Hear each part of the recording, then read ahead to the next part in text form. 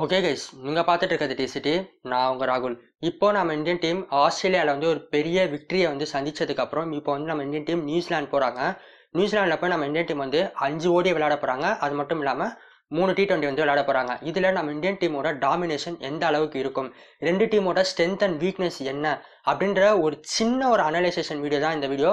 அதனால் இந்த வீடியோ வந்து கடைசி வரைக்கும் பாருங்கள். பார்த்துட்டு உங்களோட ஒப்பீனியனை மறக்காமல் கமெண்ட் பாக்ஸில் வந்து போஸ்ட் பண்ணுங்கள்.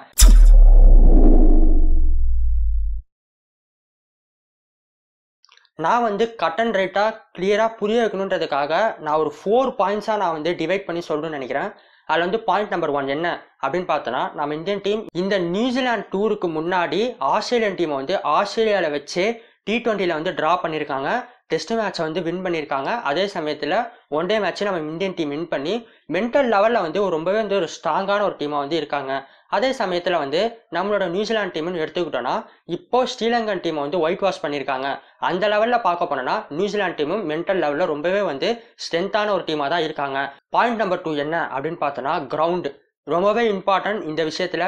ஏன்னா நம்ம இந்தியன் டீமுக்கு வந்து பிச்சு வந்து ஓரளவுக்கு சாதகமாக தான் இருக்கும். நான் எதை வச்சு சொல்கிறேன் அப்படின்னா, நம்ம இந்தியன் டீம் இப்போ தான் ஆஸ்திரேலியாவில் போய் நல்ல ஒரு பவுன்சிங் ட்ராக், ஒரு ஃபாஸ்ட் பவுலிங்கான பிச்சை வந்து இப்போ வந்து ஃபேஸ் பண்ணிட்டு வந்திருக்காங்க. அந்த லெவலில் பார்க்க போனோன்னா கண்டிப்பாக நியூசிலாந்து பிச்சும் ரொம்பவே வந்து ஃபாஸ்ட்டுக்கு ஃபேவராக இருக்கும். அதனால நம்ம இந்தியன் டீமுக்கு ரொம்பவே வந்து பார்த்தீங்கன்னா பிச்சை பற்றி வரி பண்ணிக்க தேவையில்லை அப்படின்றது தான் வந்து என்னோட ஒரு நம்பிக்கையாக இருக்குது.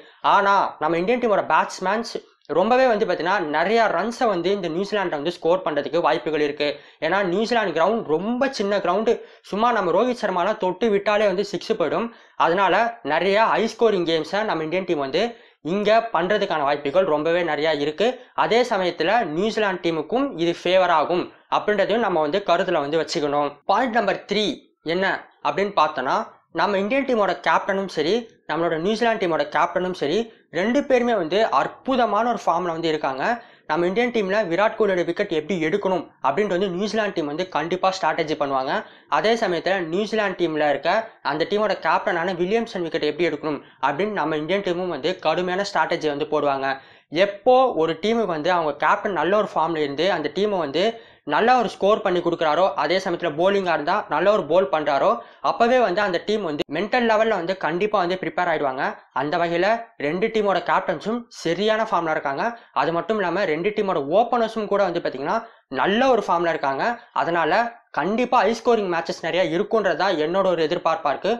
உங்களோட எதிர்பார்ப்பு என்ன அப்படின்றத மறக்காமல் கமெண்ட் பாக்ஸில் வந்து போஸ்ட் பண்ணுங்கள்.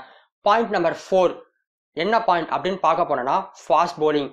ஃபாஸ்ட் போலிங் அட்டாக்ல நம்ம இந்தியன் டீம் கொஞ்சம் ஸ்ட்ரென்த் இல்லாமல் இருக்காங்களோ அப்படின்றது என்னோட ஒரு ஒப்பீனியன். ஏன்னா நம்ம இந்தியன் டீமில் இப்போ வந்து பும்ரா இல்லை. இப்போ வந்து கோர் ஃபாஸ்ட் போலராக நம்ம இந்தியன் டீம் இருக்குதுன்னா, ஒன்று வந்து முகமது ஷாமி, இன்னொன்று வந்து பார்த்தீங்கன்னா புவனேஸ்வர் குமார். முகமது ஷமி ஆஸ்திரேலியா டூரில் ஒரு மேசிவான ஒரு பர்ஃபார்மன்ஸை கொடுத்தாரு. அந்த வகையில் முகமது ஷமி இப்போ வரப்போகிற இந்த நியூசிலாந்து டூரில் நல்ல ஒரு பர்ஃபார்மன்ஸை கொடுப்பாரு அப்படின்றத நம்ம நம்பலாம். ஆனால் புவனேஸ்வர் குமார் கன்சிஸ்டன்சியை மெயின்டைன் பண்ணுவாரா? ஒரு மேட்ச்சில் நல்லா கண்டெயின் பண்ணுறாரு, அதே இது இன்னொரு மேட்ச்னு எடுத்துக்கிட்டோன்னா வந்து பார்த்தீங்கன்னா சொதப்பிடுறாரு. இந்த சீரியஸில் அவர் வந்து சொதப்பாமல் 5 மேட்ச்னு நல்லா நம்ம இந்தியன் டீமுக்கு வந்து போட்டு கொடுப்பாரா அப்படின்ற ஒரு பெரிய கேள்விக்குறி இந்த இடத்துல வருது. அது மட்டும் இல்லாமல் நம்ம இந்தியன் டீமுக்கு அந்த 3rd ஃபாஸ்ட் பவுலர் யார் அப்படின்ற ஒரு பெரிய ஒரு குழப்பமும் இந்த சீரியஸில் நம்ம இந்தியன் டீமுக்காக காத்துட்ருக்கு.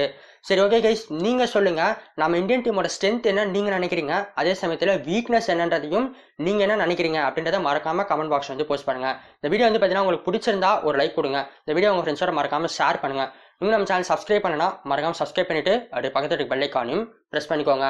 தேங்க்ஸ் ஃபார் வாட்சிங் த வீடியோ.